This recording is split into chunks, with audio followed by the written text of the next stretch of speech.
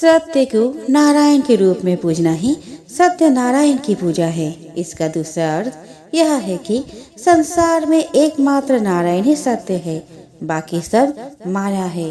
सत्य में ही सारा जगत समाया हुआ है। सत्य के सहारे ही शेष भगवान पृथ्वी को धारण करते हैं। श्री सत्यनारायण व्रत का वर्णन देवर्षि नारद जी के पूछने पर स्वयं भगवान विष्णु ने अपने मुख से किया है। एक समय की बात है, नैमिषारण्य तीर्थ में सौनिकादि 88,000 ऋषियों ने श्री सूर्य से पूछा, हे प्रभु, इस कलियुग में वेद विद्या रहित मनुष्य को प्रभु भक्ति किस प्रकार मिल सकती है तथा उनका उद्धार कैसे होगा। हे मुनि श्रेष्ठ, कोई ऐसा तप बताइए जिससे थोड़े समय में ही पुण्य मिले और मनोवांछित फल भी मिल जाए। इस प्रकार की कथा सुनने की हम इच्छा रखते हैं। सर्व शास्त्रों की ज्ञाता सूर्य जी बोले, हे वैष्णव में पूज्य, आप सभी ने प्राणियों के हित की बात पूछी है, इसलिए मैं एक ऐसे श्रेष्ठ व्रत को आप लोगों को बताऊंगा जिससे नारद जी ने लक्ष्मी नारायण जी से पूछा था और लक्ष्मीपति ने मणि श्रेष्ठ नारद जी से कहा था। आप सब इसे ध्यान से सुनिए। एक समय की बात है, योगीराज नारद जी दूसरों के हित की इच्छा के लिए अनेकों लोकों में घूमते हुए मृत्युलोक में जा पहुँचे। यहाँ उन्होंने अनेक योनियों में जन्मे प्राय सभी मनुष्य को अपने कर्मों द्वारा अनेकों दुखों से पीड़ित देखा। उनका दुख देख नारद जी सोचने लगे कि कैसा यत्न किया जाए जिसके करने से निश्चित रूप से मानव के दुखों का अंत हो जाए। इसी विचार पर मनन करते हुए वह विष्णु लोक में गए। वहाँ वह देवों के इस नारायण की स्तुति करने लगे, जिनके हाथों में शंख, चक्र, गदा और पद्म थे, गले में वरमाला पहने हुए थे। स्तुति करते हुए नारद जी बोले, हे भगवान, आप अत्यंत शक्ति से संपन्न हैं। मन तथा वाणी भी आपको नहीं पा सकती। आपका आदि, मध्य तथा अंत नहीं है। निर्गुण स्वरूप सृष्टि के कारण भक्तों के दुख को दूर करने वाले हैं। आपको मेरा नमस्कार है। नारद जी की स्तुति सुन विष्णु भगवान बोले, हे मुनि श्रेष्ठ, आपके मन में क्या बात है? आप किस काम के लिए पधारे हैं, उसे निसंकोच कहो। इस पर नारद मुनि बोले कि मृत्यु लोक में अनेक योनियों में जन्मे मनुष्य अपने कर्मों के द्वारा अनेकों दुख से दुखी हो रहे हैं। हे नाथ, आप मुझ पर दया रखते हैं तो बताइए कि वह मनुष्य थोड़े प्रयास से ही अपने दुखों से कैसे छुटकारा पा सकते हैं। श्री हरि बोले, हे नारद, मनुष्य की भलाई के लिए तुमने बहुत अच्छी बात पूछी है, जिसके करने से मनुष्य मोह से छूट जाता है। एक बात मैं कहता हूँ, उसे सुनो। स्वर्ग लोक और मृत्यु लोक दोनों में एक दुर्लभ उत्तम व्रत है जो पुण्य देने वाला है। आज प्रेम वश होकर मैं उसे तुमसे कहता हूँ। श्री सत्यनारायण भगवान का यह व्रत अच्छी तरह विधान पूर्वक करके मनुष्य तुरंत ही यहाँ सुख भोग कर मरने पर मोक्ष पाता है। श्री हरि के वचन सुन नारद जी बोले कि उस व्रत का फल क्या है और उसका विधान क्या है। यह व्रत किसने किया था, इस व्रत को किस दिन करना चाहिए, सभी कुछ विस्तार से बताए। नारद की बात सुनकर श्री हरि बोले, दुख व शोक को दूर करने वाला, यह सभी स्थान पर विजय दिलाने वाला है। मानव को भक्ति व श्रद्धा के साथ शाम को श्री सत्यनारायण की पूजा धर्म परायण होकर ब्राह्मणों व बंधुओं के साथ करनी चाहिए। भक्ति भाव से ही नैवेद्य, केले का फल, घी, दूध और गेहूं का आटा सवाया ले। गेहूं के स्थान पर साठी का आटा, शक्कर तथा गुड़ लेकर वह सभी भक्षण योग्य पदार्थों को मिलाकर भगवान का भोग लगाए। ब्राह्मणों सहित बंधु बांधवों को भी भोजन कराए। उसके बाद स्वयं भोजन करे। भजन कीर्तन के साथ भगवान की भक्ति में लीन हो जाए। इस तरह से सत्यनारायण भगवान का यह व्रत करने पर मनुष्य की सारी इच्छाएं निश्चित रूप से पूरी होती है। इस कलिकाल अर्थात कली युग में मृत्यु लोक में मोक्ष का यही एक सरल उपाय बताया गया है। इति श्री सत्यनारायण व्रत कथा का प्रथम अध्याय संपूर्ण होता है। बोलो सत्यनारायण भगवान की जय। सूत जी बोले, ऋषियों, जिसने पहले समय में इस व्रत को किया था उसका इतिहास कहता हूँ, ध्यान से सुनो। सुंदर काशीपुरी नगरी में एक अत्यंत निर्धन ब्राह्मण रहता था। भूख प्यास से परेशान वह धरती पर घूमता रहता था। ब्राह्मणों से प्रेम करने वाले भगवान ने एक ही दिन ब्राह्मण का वेश धारण कर उसके पास जाकर पूछा, हे विप्र, नित्य दुखी होकर तुम पृथ्वी पर क्यों घूमते हो? दीन ब्राह्मण बोला, मैं निर्धन हूँ, भिक्षा के लिए धरती पर घूमता हूँ। हे भगवान, यदि आप इसका कोई उपाय जानते हो तो बताइए।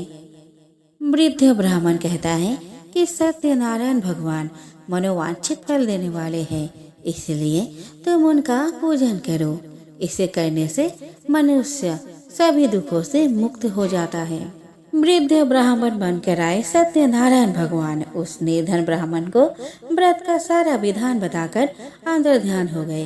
ब्राह्मण मन ही मन सोचने लगा कि जिस व्रत को वृद्ध ब्राह्मण करने को कहा गया है मैं उसे जरूर करूंगा। यह निश्चय करने के बाद उसे रात में नींद नहीं आई। वह सबरे उठकर सत्यनारायण भगवान के व्रत का निश्चय कर भिक्षा के लिए चला गया। उस दिन निर्धन ब्राह्मण को भिक्षा में बहुत धन मिला, जिससे उसने बंधु बांधव के साथ मिलकर श्री सत्यनारायण भगवान का व्रत संपन्न किया। भगवान सत्यनारायण का व्रत संपन्न करने के बाद वह निर्धन ब्राह्मण सभी दुखों से छूट गया और अनेक प्रकार की संपत्तियों से युक्त हो गया। उसी समय से यह ब्राह्मण हर माह इस व्रत को करने लगा। इस तरह से सत्यनारायण भगवान के व्रत को जो मनुष्य करेगा वह सभी प्रकार के पापों से छूटकर मोक्ष को प्राप्त होगा। जो मनुष्य इस व्रत को करेगा वह भी सभी दुखों से मुक्त हो जाएगा। सूत जी बोले कि इस तरह नारद जी से नारायण जी का कहा हुआ श्री सत्यनारायण व्रत को मैंने तुमसे कहा। हे विप्र, मैं अब क्या कहूँ? ऋषि बोले, हे मुनिवर, संसार में उस विप्र को सुनकर और किस किस ने इस व्रत को किया, हम सब इस बात को सुनना चाहते हैं। इसके लिए हमारे मन में श्रद्धा का भाव है। सूत जी बोले, हे मुनियों, जिसने इस व्रत को किया है वह सब सुनो। एक समय वही विप्र धन व ऐश्वर्य के अनुसार अपने बंधु बांधव के साथ इस व्रत को करने को तैयार हुआ। उसी समय एक लकड़ी बेचने वाला बूढ़ा आदमी आया और लकड़ियां बाहर रखकर अंदर ब्राह्मण के घर में गया। प्यास से दुखी वह लकड़हारा उनको व्रत करके देख विप्र को नमस्कार कर पूछने लगा कि आप यह क्या कर रहे हैं तथा इसे करने से क्या फल मिलेगा, कृपया मुझे भी बताएं। ब्राह्मण ने कहा कि सब मनोकामनाओं को पूरा करने वाला यह सत्यनारायण भगवान का व्रत है। इनकी कृपा से ही मेरे घर में धन धान्य आदि की वृद्धि हुई है। विप्र से सत्यनारायण व्रत के बारे में जानकर करहारा बहुत प्रसन्न हुआ। चरणामृत लेकर वह प्रसाद खाने के बाद वह अपने घर गया। लकड़हारे ने अपने मन में संकल्प किया कि आज लकड़ी बेचने से जो धन मिलेगा उसी से श्री सत्यनारायण भगवान का उत्तम व्रत करूंगा। मन में इस विचार को ले बूढ़ा आदमी सिर पर लकड़ियां रख उस नगर में बेचने गया जहाँ धनी लोग ज्यादा रहते थे। उस नगर में उसे अपनी लकड़ियों का दाम पहले से 4 गुना अधिक मिलता है। बूढ़ा प्रसन्नता के साथ दाम लेकर केले, शक्कर, घी, दूध, दही और गेहूं का आटा ले और सत्यनारायण भगवान के व्रत की अन्य सामग्रियां लेकर अपने घर गया। वहां उसने अपने बंधु बांधव को बुलाकर विधि विधान से सत्यनारायण भगवान के पूजन और व्रत किया। इस व्रत के प्रभाव से वह बूढ़ा लकड़हारा धन पुत्र आदि से युक्त होकर संसार के समस्त सुख भोग अंतकाल में बैकुंठ धाम चला गया। इति श्री सत्यनारायण व्रत कथा का 2वां अध्याय संपूर्ण होता है। सत्यनारायण भगवान की जय। श्री सत्यनारायण कथा का तृतीय अध्याय। सूत जी बोले, हे श्रेष्ठ मुनियों, अब आगे की कथा कहता हूँ। पहले समय में उल्का मुख नाम का एक बुद्धिमान राजा था। वह सत्य वक्ता और जितेंद्रिय था। प्रत्येक दिन देवस्थान पर जाता और निर्धनों को धन देकर उनके कष्ट दूर करता था। उसकी पत्नी कमल के समान मुख वाली तथा सती साध्वी थी। भद्रशिला नदी के तट पर उन दोनों ने श्री सत्यनारायण भगवान का व्रत किया। उसी समय साधु नाम का एक वैश्य आया।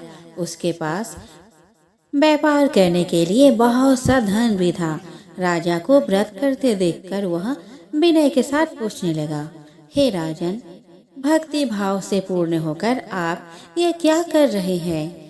मैं सुनने की इच्छा रखता हूँ, तो आप मुझे बताएं। राजा बोला, हे साधु, आपने बंधु बांधव के साथ पुत्रादि की प्राप्ति के लिए एक महाशक्तिमान श्री सत्यनारायण भगवान का व्रत व पूजन कर रहा हूँ। राजा के वचन सुन साधु आदर से बोला, हे राजन, मुझे इस व्रत का सारा विधान कहिए। आपकी कथा अनुसार मैं भी इस व्रत को करूँगा। मेरी भी संतान नहीं है और इस व्रत को करने से निश्चित रूप से मुझे संतान की प्राप्ति होगी। राजा से व्रत का सारा विधान सुन व्यापार से निवृत्त हो वह अपने घर गया। साधु वैश्य ने अपनी पत्नी को संतान देने वाली इस व्रत का वर्णन कह सुनाया और कहा कि जब मेरी संतान होगी तब मैं इस व्रत को करूँगा। साधु ने इस तरह के वचन अपने पत्नी लीलावती से कहे। एक दिन लीलावती के पति के साथ आनंदित हो सांसारिक धर्म में प्रवृत्त होकर सत्यनारायण भगवान की कृपा से गर्भवती हो गई। 10वें महीने में उसके गर्भ से एक सुंदर कन्या ने जन्म लिया। दिनों दिन वह ऐसे बढ़ने लगी जैसे कि शुक्ल पक्ष का चंद्रमा बढ़ता है। माता पिता ने अपने कन्या का नाम कलावती रखा। एक दिन लीलावती ने मीठे शब्दों में अपने पति को याद दिलाया कि आपने सत्यनारायण भगवान के जिस व्रत को करने का संकल्प किया था उसे करने का समय आ गया है। आप इस व्रत को करिए। साधु बोला कि हे प्रिय, इस व्रत को मैं उसके विवाह पर करूँगा। इस प्रकार अपनी पत्नी को आश्वासन देकर वह नगर को चला गया। कलावती पिता के घर में रह वृद्धि को प्राप्त हो गई। साधु ने एक बार नगर में अपने कन्या को सखियों के साथ देखा तो तुरंत ही दूत को बुलाया और कहा कि मेरी कन्या की योग्य वर देखकर लाओ।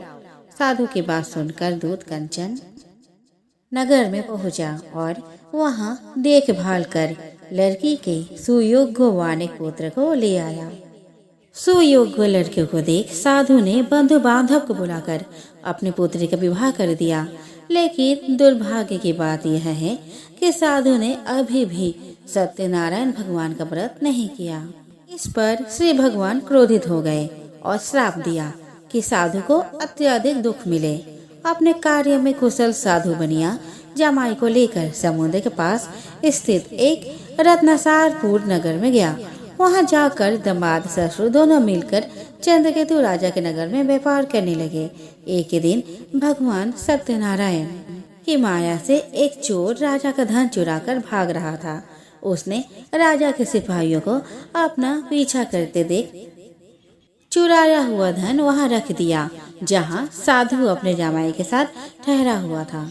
राजा के सिपाहियों ने साधु वैश्य के पास राजा का धन पड़ा देखा तो वह ससुर और जमाई दोनों को बांधकर प्रसन्नता के साथ राजा के पास ले गए और कहा कि उन्होंने दोनों चोरों को पकड़ लिया है।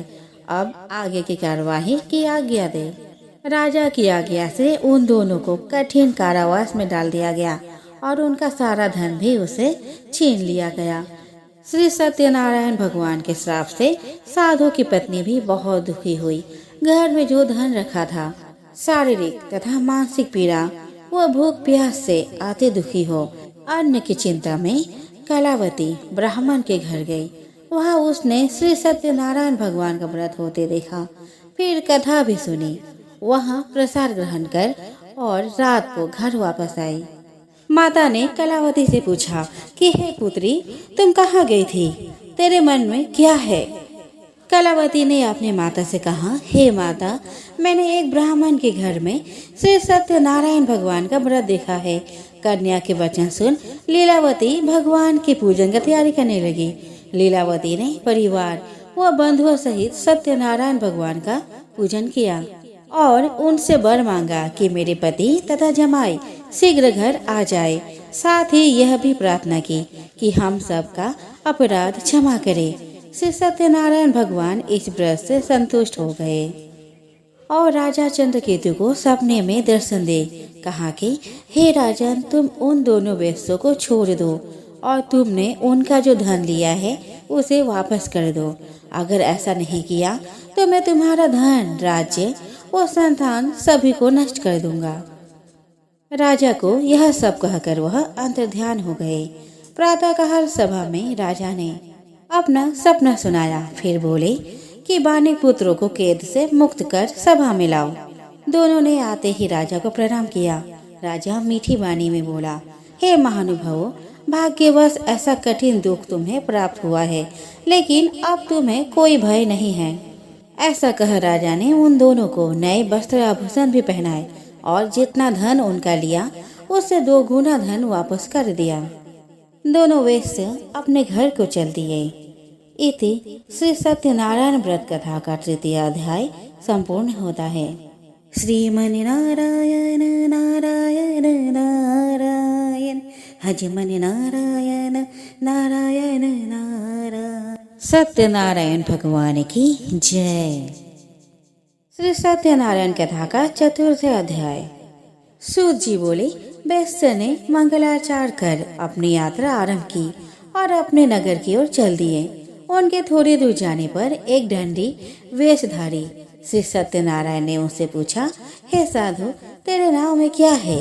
अभिमानी बने हंसता हुआ बोला, हे डंडी, आप क्यों पूछते हो? क्या धन लेने की इच्छा है? मेरे नाव में तो बैल और पत्ते भरे हुए हैं।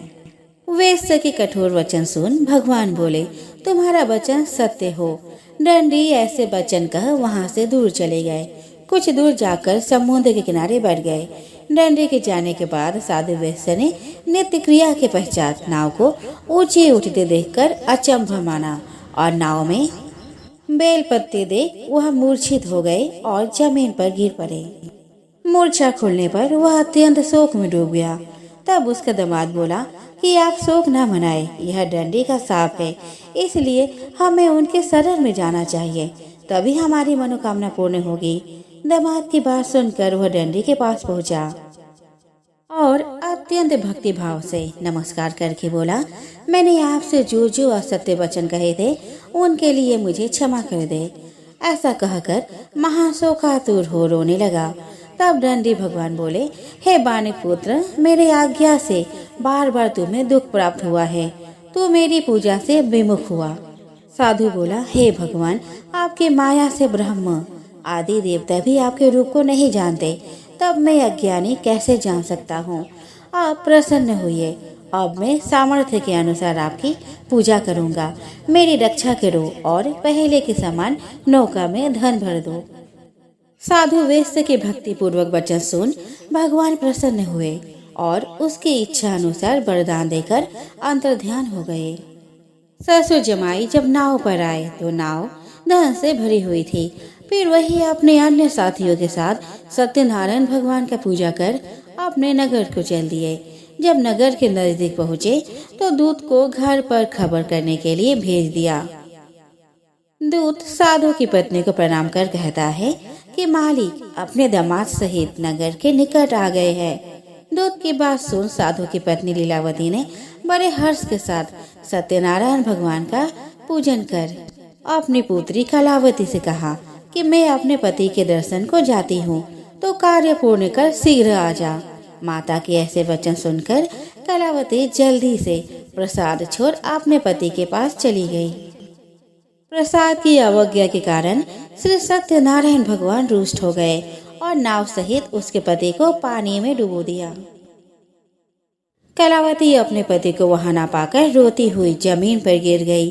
नौका को डूबा हुआ देख वह कन्या को रोता देख साधु दुखी होकर बोला कि हे प्रभु, मुझसे तथा मेरे परिवार से जो भूल हुई है उसे क्षमा करें। साधु के दीन वचन सुनकर श्री सत्यनारायण भगवान प्रसन्न हो गए और आकाशवाणी हुई, हे साधु, तेरी कन्या मेरे प्रसाद को छोड़कर आई है, इसलिए उसका पति अदृश्य हो गया है। यदि वह घर जाकर प्रसाद खाकर लौटती है तो उसे उसका पति अवश्य मिलेगा। ऐसी आकाशवाणी सुन कलावती घर पहुंचकर प्रसाद खाती है और फिर आकर अपने पति के दर्शन करती है। उसके बाद साधु अपने बंधु बांधव सहित श्री सत्यनारायण भगवान का विधि विधान से पूजन करते हैं। इस लोक का सुख भोग वह अंत में स्वर्ग जाता है। इते श्री सत्यनारायण व्रत कथा का चतुर्थ अध्याय संपूर्ण होता है। श्रीमन नारायण नारायण नारायण भज मन नारायण नारायण। श्री सत्यनारायण भगवान की जय। सूत जी बोले, हे ऋषियों, मैं और भी एक कथा सुनाता हूँ, उसे भी ध्यान पूर्वक सुनो। प्रजापालन में लीन तुग्नध्वज नाम का एक राजा था। उसने भी भगवान का प्रसाद त्याग कर बहुत ही दुख भोग किया। एक बार वन में जाकर वन्य पशुओं को मारकर वह बर के पेड़ के नीचे आया। वहाँ उसने ग्वालों को भक्ति भाव से अपने बंधुओं सहित सत्यनारायण भगवान का पूजा करते देखा। अभिमानवश राजा ने उन्हें देखकर भी पूजा स्थान में नहीं गया और न ही उसने भगवान को नमस्कार किया। ग्वालों ने राजा को प्रसाद दिया, लेकिन उसने वह प्रसाद नहीं खाया और प्रसाद को वही छोड़ वह अपने नगर को चला गया। जब वह नगर में पहुंचा तो वहाँ सब कुछ तहस नहस हुआ पाया, तो वह शीघ्र ही समझ गया कि यह सब भगवान ने ही किया है। वह दोबारा ग्वालों के पास पहुंचा और विधि पूर्वक पूजा करके प्रसाद खाया तो श्री सत्यनारायण भगवान की कृपा से सब कुछ पहले जैसा हो गया।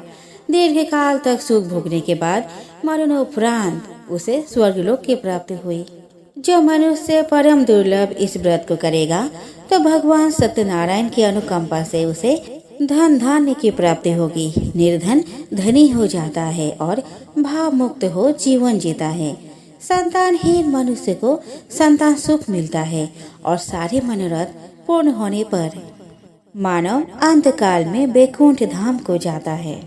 सूत जी बोले, जिन्होंने पहले इस व्रत को किया है, अब उनके दूसरे जन्म की कथा कहता हूँ। वृद्ध शतानंद ब्राह्मण ने सुदामा का जन्म लेकर मोक्ष की प्राप्ति की। लकड़हारे ने अगले जन्म में निषाद बनकर मोक्ष प्राप्त किया। उल्का मुख नाम का राजा दशरथ होकर बैकुंठ को गए। साधु नाम के व्यक्ति ने मोरध्वज बनकर अपने पुत्र को आरे से चीरकर मोक्ष पाया। महाराज तुंगध्वज ने स्वयंभू होकर भगवान में भक्ति युक्त हो कर्म कर मोक्ष पाया। इति श्री सत्यनारायण व्रत कथा का पंचम अध्याय संपूर्ण होता है। श्रीमन नारायण नारायण नारायण भज मन नारायण नारायण नारायण।